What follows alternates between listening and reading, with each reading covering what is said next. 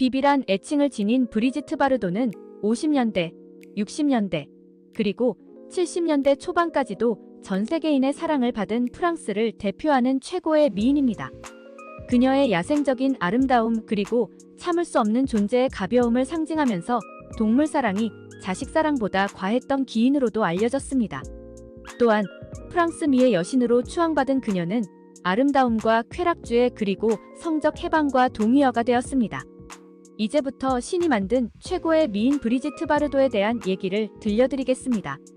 브리짓 바르도는 1934년 9월 28일 파리의 15구에 있는 화장실이 7개, 아니 침실이 7개가 있는 부유한 아파트에서 태어나고 자랐습니다.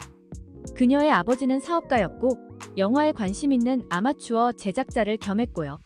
배우가 되고 싶던 그녀의 엄마는 패션과 음악에 관심이 많아서 자식을 통해 한을 풀었습니다. 바르도는 7살 때 발레를 배우기 시작했고 1947년 13살에 프랑스 명문 국립발레단의 학생이 되었고 1948년에는 유명 대회에서 수상하면서 촉망받는 발레리나의 길을 가고 있었습니다. 그녀 집안은 매우 엄격하고 보수적인 가풍이었다고 합니다. 집안에서 하도 구박을 받고 지내는 통에 외롭고 열등감 속에 성장하였다는데요. 아버지는 예의범절을 중시하며 엄격한 훈육으로 유명했는데 그녀와 그녀의 여동생이 실수로 아버지가 아끼는 중국 꽃병을 깨뜨렸다고 20대의 매질을 당했다고 합니다. 왠지 가부장적인 한국 집안 분위기가 느껴져 친근함이 들 정도네요. 그 시절에는 프랑스인 부모도 자식에게 등짝 스매시 날리는 게 흔한 일이었다고 하니까 브리지트 말대로 학대까지는 아니었다고 봅니다. 훗날 그녀는 부모님의 엄격한 밥상머리 교육으로 고통스러운 적도 있지만 나중에는 그것에 대해 감사하게 생각했다고 합니다. 하지만 그녀는 수십 년 동안 4번의 자살 시도를 한 적이 있을 만큼 우울하고 충동적 정서의 소유자였습니다. 브리지트 바르도는 부모의 유난 때문인지 본인이 원한 것인지는 몰라도 발레를 하면서도 주니어 패션 모델로도 활동을 시작합니다. 1949년 15살의 바르도는 엘르 표지에 처음으로 등장했습니다. 168cm의 키에 완벽한 이목구비 그리고 발레로 다져진 완벽한 체형과 포즈로 단숨에 청소년들의 롤 모델이 되었습니다. 그리고 1950년 5월 8일자 엘르 표지는 영화 관계자들의 눈을 동그랗게 만들었습니다. 그래서 당시 영화사 감독들이 조수격에 속하는 로저 바딤을 통해 바르도를 만나보게 한 것이 둘이 불꽃 튀는 사랑을 하게 만들었고요. 그와의 사랑은 그녀 인생에서 너무 큰 변수였습니다. 어린 것이 발라당 까져서 결혼을 하겠다고 난리를 쳤으니 부모의 깊은 빡침이 느껴집니다. 부모는 그녀가 고교 졸업이라도 하고 발레도 계속하길 원하며 둘의 교제를 반대했습니다. 그러자 바르도는 생애 첫 자살 시전을 하게 됩니다. 바르도는 가스 오븐에 머리를 넣고 죽으려고 했고 때마침 부모가 발견해서 생명과 예쁜 미모를 건질 수 있게 되었습니다. 그 이후로 부모는 교제는 허락하되 바르도가 18살이 될 때까지 결혼은 할 수 없다고 하였습니다. 바르도는 발레를 그만두고 곧바로 연기 수업을 받기 시작하였고 2년 후 1952년 12월 21일 파리의 노틀담 대성당에서 성대한 결혼식을 올렸습니다. 오늘날의 브리지트 바르도 이미지는 바딤이 만들어 놓았다고 해도 될 만큼 그는 그녀를 사랑했고 더욱 아름답게 바꿔놓았습니다. 그는 그녀의 머리색을 금발로 바꿔놓았으며 대중이 사랑하는 포인트를 정확히 짚을 줄 알았습니다. 또한 결혼 후 단역 신인 배우에 불과하던 그녀가 세기의 섹스 심벌로 탄생하게 된 계기는 1953년 4월 1일 칸 영화제 해변에서였습니다. 19살의 바르도는 꽃무늬 수영복을 입고 다른 배우들과 함께 말괄량이 삐삐처럼 웃고 있었을 뿐인데 세계에서 가장 유명한 스타 중 한 명이 되었습니다. 칸 영화제에서 그녀가 상을 받은 것도 아닌데 이후로 그녀에게 영화 출연 제의가 쇄도하였습니다. 그러다가 남편 바딤의 선배 감독들은 이제 갓 26세의 바딤에게 바르도를 주인공으로 한 영화 감독을 해보라고 적극 밀어주게 됩니다. 보통 30 넘어서 입봉하는 것에 비하면 엄청 일찍 찾아온 기회였던 거죠. 그래서 바딤은 1956년 그리고 신은 여자를 창조했다 영화를 개봉하였습니다. 처음에는 평단의 혹독한 비평과 저조한 관객 수로 처참하게 망하나 싶었습니다.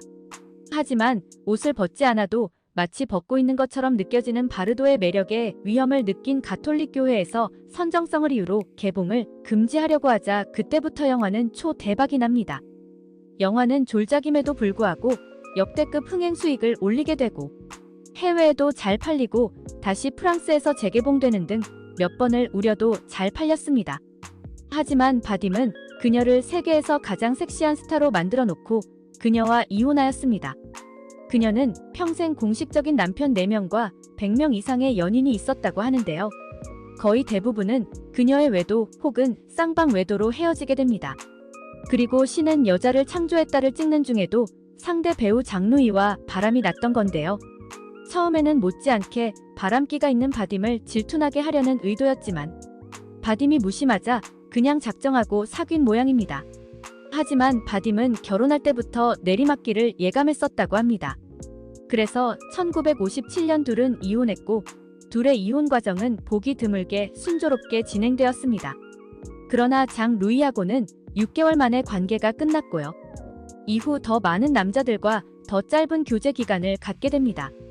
브리지트 바르도는 프랑스뿐만 아니라 세계에서 가장 인기 있는 스타가 되었지만 그럴수록 그녀는 대중의 관심에 불안과 공포 그리고 환멸을 느끼기 시작했습니다.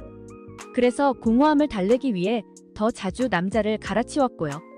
1959년 함께 영화를 찍은 자크 샤리에와 또 불같은 사랑에 빠졌습니다. 촬영이 끝나고 이들은 휴가를 떠났고 원치 않은 임신을 하게 됩니다. 어쨌든 결혼은 서둘렀지만 처음부터 삐끄덕거리는 불길한 징조들이 연이어 계속됩니다. 맹장염을 앓고 병원에 입원한 샤리에는 퇴원하자마자 군대에 소집되고 군대에서는 갖은 조롱을 받고 10kg이나 줄었고 부상마저 입었습니다. 그는 의과사 제대 비슷한 것을 하고 바르도가 있는 아파트로 돌아왔지만 언론에 둘러싸여 조금도 외출할 수 없었습니다. 병원에 아기를 보러 갈 수도 없는 상황에서 1960년 1월 아들 니콜라스 찰리가 태어났습니다. 원래부터 아이를 좋아하지 않던 브리짓 바르도는 아이를 낳았다고 달라지진 않았습니다. 자신도 아직 엄마를 필요로 하는데 어떻게 자신이 아기를 키울 수 있는지 모르겠다고 말했고 아이는 개보다도 못한 취급을 당하게 됩니다. 그녀는 출산 6주 후부터 영화 촬영장에 나갔고 거기서 또 남주 3위 프레이와 바람을 피웠습니다. 그녀의 26번째 생일날 외딴 섬에서 중독자처럼 사랑에 빠져 지내는 동안 파파라치에 의해 사진이 찍혔고 그녀는 방귀 낀 놈이 성낸다고 수면제를 다량 복용하고 손목이 그어진 채 정원 바닥에 쓰러져 있었습니다. 그리고 1962년 자크와 이혼하였고 양육권도 그가 받았습니다. 훗날 그녀의 회고록에 그녀가 임신했을 때는 아이를 지우고 싶어서 배를 주먹으로 반복해서 때리고 중절 시도를 했었고 아이를 악성 종양이라고 부르고 아이보다는 개를 낳고 싶었다는 등 그런 개소리를 썼다가 아이 아빠 자크에게 고소를 당해서 손해배상을 지급했을 정도입니다. 이혼 후 바르도는 아들을 한 번도 보러 간 적이 없었고 그래서 아들 니콜라스는 그가 결혼할 때 엄마를 초대하지 않았습니다. 1990년대 첫 손주가 태어날 무렵에 겨우 화해를 했지만 사이가 좋아질 수는 없었겠죠. 본인 스스로도 엄마 자격이 없다는 것을 인정했습니다. 자신이 아이를 돌볼 만큼 어른스럽지 않았다는 것도 반성했다는데 기본적으로 모성애가 결여된 유형인가 봅니다. 브리지트 바르도는 1966년 백만장자 독일 기업가이자 영화 감독이며 유명한 바람둥이인 군터 작스와도 사랑에 빠졌습니다. 그는 헬기를 타고 장미 만송이를 그녀 집 위에 뿌리면서 프로포즈한 유명한 일화를 남겼는데요. 로즈 샤워 이벤트 후 이들은 라스베가스에서 결혼했고 3년 후 이혼합니다. 그렇게 영화적 업적보다 숱한 스캔들로 더 화제가 되었던 바르도는 30이 넘어도 여전히 매력적이고 아름다웠지만 1973년 38세에 영원히 은퇴하였습니다. 물론 말로만 그런 것이고 그럭저럭 여러 매체의 모습을 지속적으로 드러내긴 했습니다. 대중의 관심과 결별한 그녀는 자식보다 개를 돌보는데 헌신하고 살았습니다. 그녀가 동물에게 남다른 애착이 있던 이유는 어릴 때 트라우마도 크게 작용했으리라 봅니다. 그녀와 여동생이 어릴 때 애지중지하면서 키우던 토끼가 있었는데요. 어느 날 저녁 밥상에 토끼가 익혀져 음식으로 올라온 뒤로 엄청 충격을 받았다고 합니다. 왜 안 그랬겠어요? 아마 그래서 한국의 개고기 식용 문화를 극렬하게 반대한 이유도 있지 않았나 싶은 생각도 해봅니다. 또한 그녀 덕분인지 개고기 식용 문화도 많이 사라졌다고 여겨도 되려나요? 그녀의 첫 남편 로저 바딤은 그녀에 대해 이렇게 말한 적이 있습니다. 그녀는 부모로부터 애정을 받지 못했고 자신과 데이트를 할 때도 보석보다 개를 원했다고 합니다. 브리지트 바르도는 은퇴를 했어도 연애는 은퇴하지 않았고요. 간헐적으로 나타나는 자살 충동도 고치질 못하여 1983년 49살에 네 번째 자살 시도를 했습니다. 그리고 같은 해 유방암 진단과 치료를 받았습니다.